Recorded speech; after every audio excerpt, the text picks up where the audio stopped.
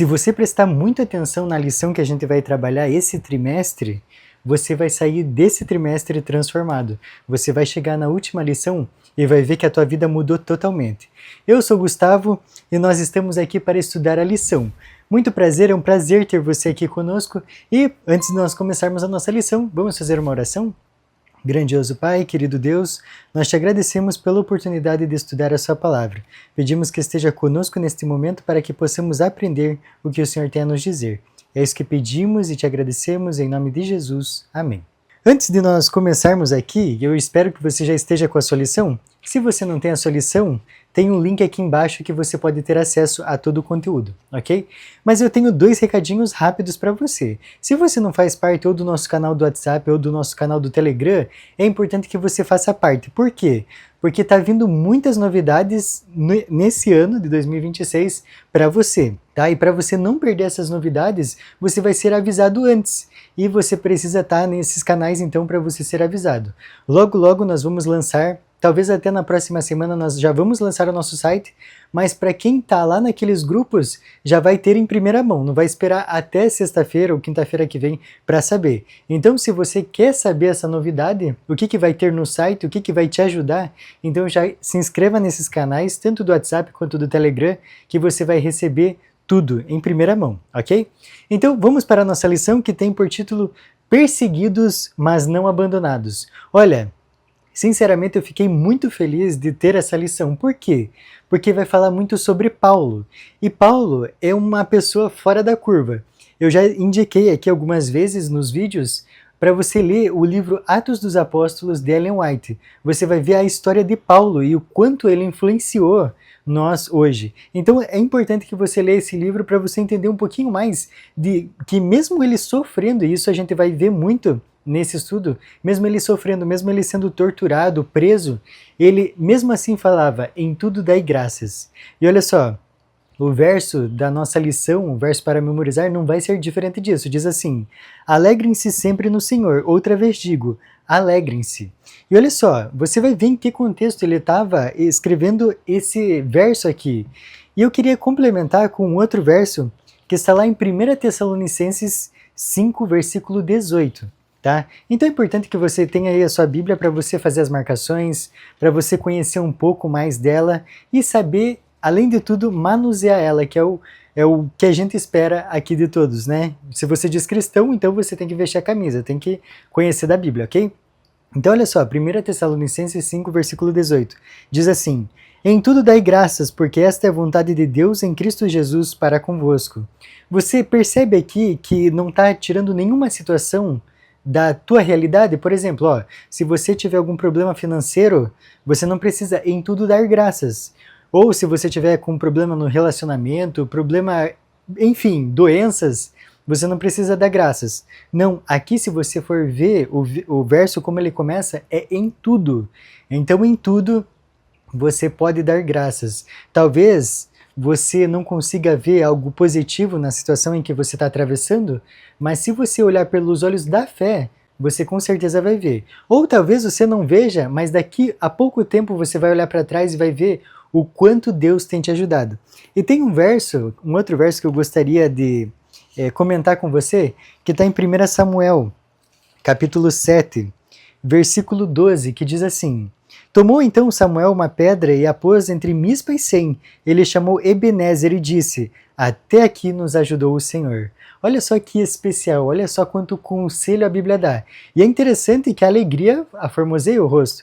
Então, olha só, a Bíblia é repleta de situações e versos para te motivar a ser feliz. Então, aqui a gente abrindo esse ano, esse primeiro vídeo, a primeira lição do trimestre, eu vou te propor um desafio. Faça o ano bíblico. Eu sei que você pode estar vendo esse vídeo muito além do dia 1º de janeiro, mas nunca é tarde, você pode começar e ficar em dia totalmente, ok? Vai ter um link aqui, você está vendo aí a imagem de uma página que está no nosso site já, e você pode ter acesso ao ano bíblico, tá? É só você se inscrever e baixar que você vai ter tanto a Bíblia para você ler e Espírito de Profecia também. Vai ser espetacular, esse é o 4º ano que eu já estou fazendo, E não importa quantas vezes você faça, você está sempre aprendendo. Então, fica aí como dica, e se você estudar, me fala, porque eu vou querer saber o quanto você tem aprendido, ok? Então, vamos para a nossa lição? Aqui a lição vai trazer a história de um pastor que é muito interessante e fora da curva também, como a gente pode ver. Foi um pastor que foi preso sob falsas alegações, e ele foi parar então na cadeia. E é interessante que ele percebeu que aquele era o campo missionário dele. Então, ele até chegou a batizar alguns prisioneiros, e ele fala algo como o seguinte: às vezes era difícil realizar o trabalho na prisão, mas tive alegria, especialmente ao ver as orações respondidas e vidas transformadas. Então fica bem claro que não importa onde você esteja, você pode ser um canal de bênçãos para qualquer pessoa. Eu não sei onde esses vídeos estão chegando, e eu espero que eles cheguem muito longe, porque a verdade de Deus precisa ir além das nossas bolhas, além da nossa geografia, ela precisa ir até todo mundo. Por quê?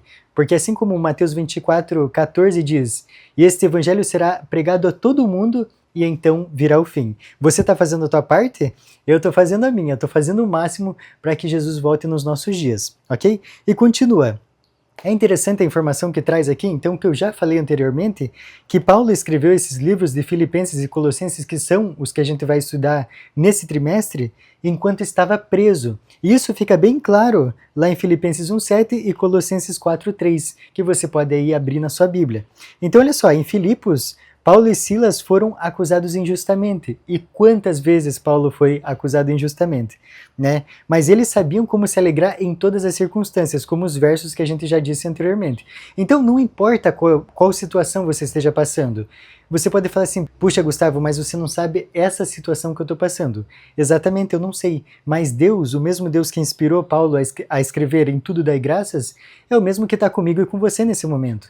Então, confie a tua vida nas mãos dele, porque com certeza, eu não tenho dúvida disso, você vai ser mais feliz. E a felicidade plena que a gente pode ter nessa terra, só está em Jesus, ok? Não tem bem material nenhum que você consiga que possa trazer essa felicidade plena, apenas Jesus, ok? Então, nesta semana, nós refletiremos algumas situações enfrentadas por Paulo, tá? Então, olha só, ele entendeu que havia um propósito maior em tudo o que acontecia. Por isso, temos muito a aprender com o seu exemplo ao enfrentarmos provações. Então, a gente tem que entender que a palavra de Deus, a Bíblia, tudo que está escrito aqui, não é só para a gente saber, não é só para a gente contar, é para a gente vivenciar essas experiências também. Então, você pode viver essas experiências na sua vida e às vezes você pode pensar assim, puxa, mas a história que eu estou vivendo não tem nada a ver com nenhuma história da Bíblia. E pode ser mesmo. Mas se você entender os princípios de cada história, você vai ver que esse princípio também pode se adequar à sua vida, ok? Então vamos para a nossa parte de domingo que diz Paulo, prisioneiro de Jesus Cristo. Então, como a gente sabe, esses livros foram escritos, como a gente já falou anteriormente, enquanto Paulo estava na cadeia. E isso é o que o primeiro parágrafo da parte de domingo vai falar. Eu queria ir com você para Efésios 3:1 e Filemão 1, tá? Você vai entender por que Filemão 1, a gente não vai ler um capítulo inteiro. É que Filemão só tem um capítulo. Então, quando fala qualquer número além de Filemão, é versículo, ok? Então vamos ler Efésios 3:1 e Filemão 1. Por esta causa eu, Paulo, sou prisioneiro de Cristo Jesus, por amor de vós, gentios. Paulo, prisioneiro de Cristo Jesus, e o irmão Timóteo, ao amado Filemão também nosso colaborador. Você viu aí então claramente que o título do dia diz claramente nesses versículos que nós lemos. É interessante que Paulo dedicou a vida dele ao serviço de Cristo. Então, por exemplo, se precisava ser preso, Paulo batia no peito e ia. Se precisava viajar, Paulo ia também. Então Paulo fazia qualquer coisa que Deus mandasse ele fazer. Ele não ficava com aquele receio, como a gente pode ver de Jonas. A gente vê a história de Jonas e é muito triste, onde poderia ser um sucesso. Mas graças a Deus terminou bem. Então, qualquer coisa que Paulo era chamado por Deus, ele ia fazer. E é interessante que ele não tentava adequar a Bíblia à vida dele, ele adequava a vida dele à Bíblia. E aí, aqui a gente já pode tirar uma lição. Será que a gente tem feito como Paulo? Será que Deus tem falado coisas pra gente e a gente tem negado? Então é importante que você reflita em cada ponto que a gente vai trazer da lição. E é importante que você não traga só o conhecimento para a tua vida, mas também traga a prática. É interessante que muitas vezes a gente passa por alguma situação adversa e já reclama com Deus. Olha só, Paulo, ele vivia uma vida constantemente nos caminhos de Deus. Ele viajava pregando o evangelho, estabelecendo igrejas, estabelecendo líderes para liderarem essas igrejas, e ele podia perguntar para Deus, por que eu tenho feito tanto pelo Senhor e estou algemado em cadeias? Você vai ver que no Novo Testamento pelo menos 5 livros foram escritos enquanto ele estava encarcerado. E é interessante que em nenhum desses momentos você vê ele abatido, desanimado, depressivo. Não, porque ele tinha uma meta a cumprir, ele tinha uma missão que ele recebeu de Deus para cumprir. E aí, aqui na parte de domingo, traz uma pergunta muito legal que diz assim: como tirar proveito das dificuldades? Porque isso nem sempre é algo fácil de fazer?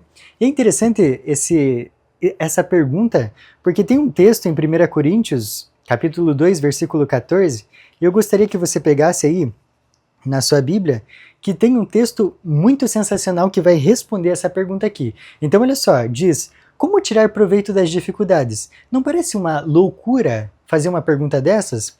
Mas aí Paulo vai responder lá em 1 Coríntios, capítulo 2, versículo 14, que diz assim: ora, o homem natural não aceita as coisas do Espírito de Deus, porque eles são loucura, e não pode entendê-las porque elas se discernem espiritualmente. Então você nota que às vezes a gente passa por uma tribulação e passa feliz. As pessoas do mundo vendo falam assim: puxa, mas como?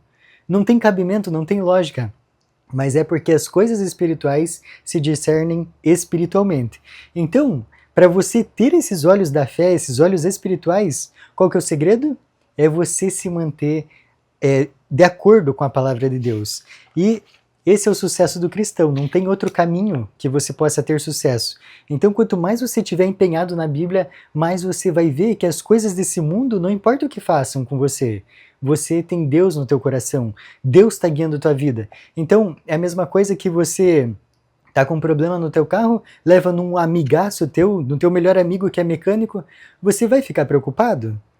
Olha, eu espero que não. Por quê? Porque se o teu amigo entende de mecânica e você confia nele, você vai ficar tranquilo. É a mesma coisa nós e Deus. Se você confia a tua vida em Deus, você tem que relaxar, você tem que ficar tranquilo, porque está nas melhores mãos que poderiam estar. Então tudo que está acontecendo, às vezes você pode ver como algo ruim, é para simplesmente o seu benefício. E isso às vezes é muito difícil de entender.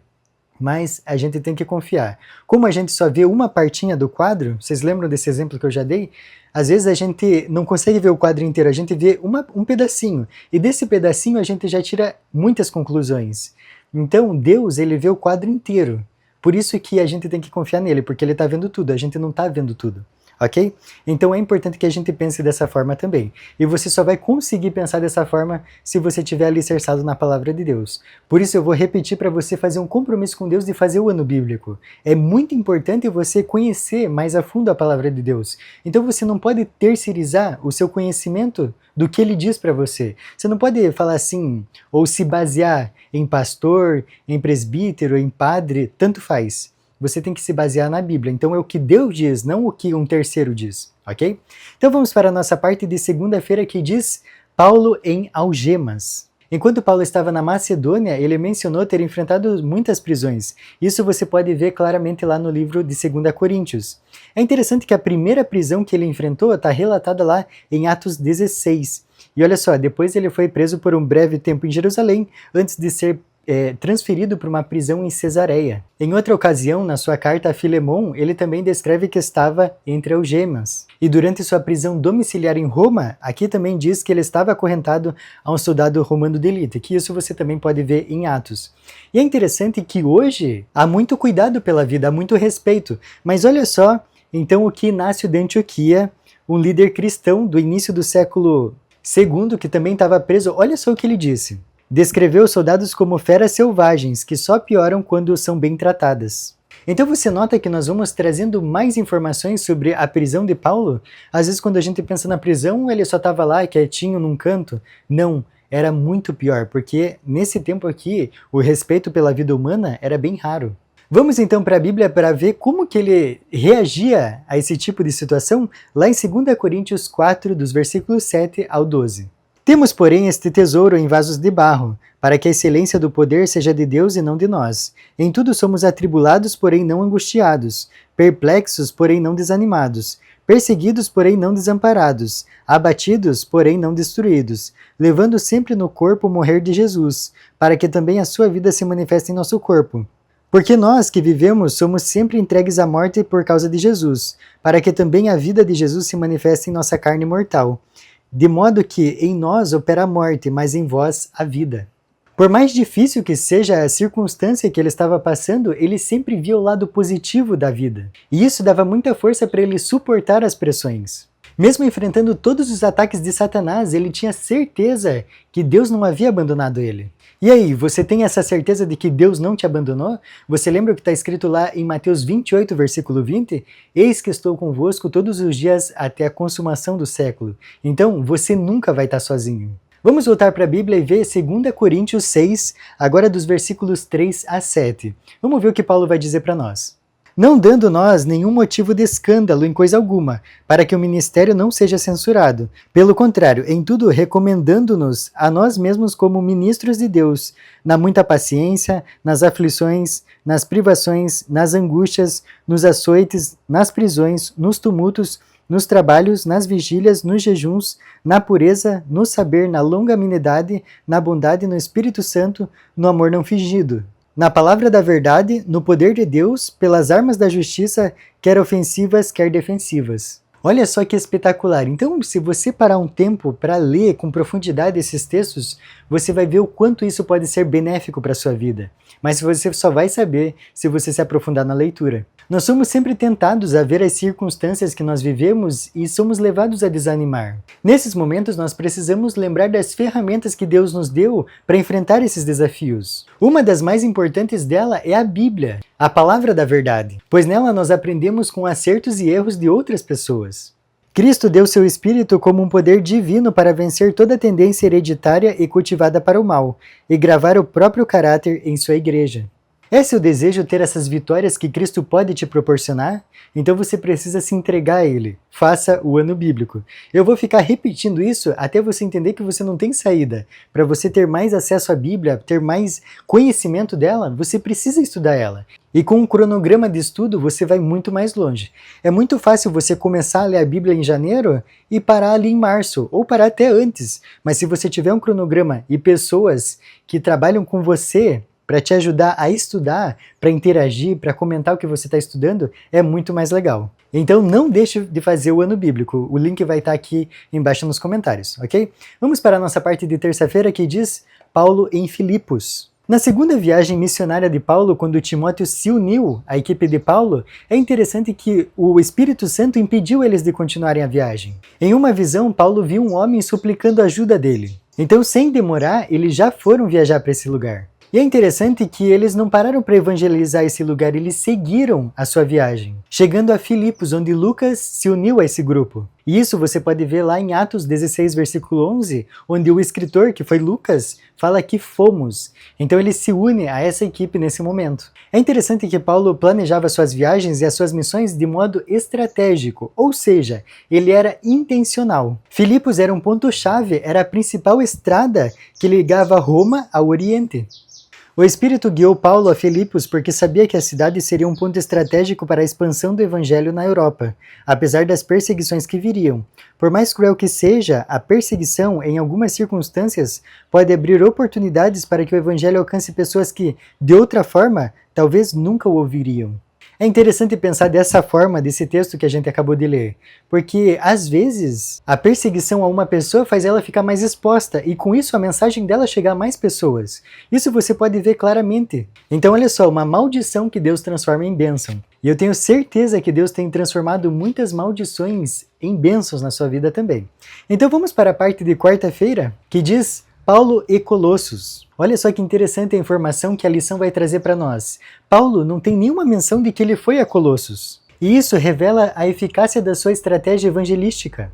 Então, como que o evangelho chegou nessa cidade? A lição também vai trazer por Epáfras. E isso você pode ver lá em Colossenses 4:12 e também no 1:7. Isso pode ter acontecido quando Paulo foi pregar em Éfeso, e a Bíblia vai dizer lá em Atos 19:10 e Atos também 20:31, que todos os habitantes da província da Ásia ouviram a palavra do Senhor.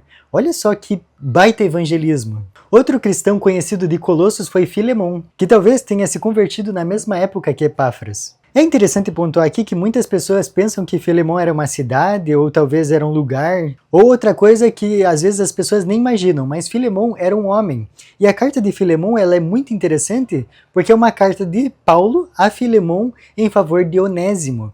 Então é uma carta bem pequena com poucos versos que trazem muitas lições espirituais para nós. Eu já fiz um sermão só sobre esse livro, com poucos versos, e é muito interessante o tanto de lições que nós podemos tirar dessa história. É fascinante o quanto você tem que saber as palavras que você tem que ouvir, saber também entender qual é a situação que você vive.